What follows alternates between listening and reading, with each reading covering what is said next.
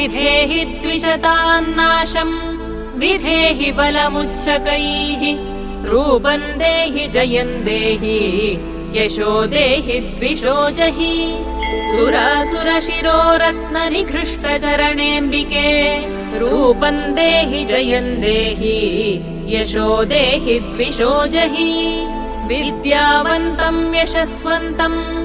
लक्ष्मीवन्तम् च माम् कुरु रूपम् देहि जयम् देहि यशो देहि द्विषो जहि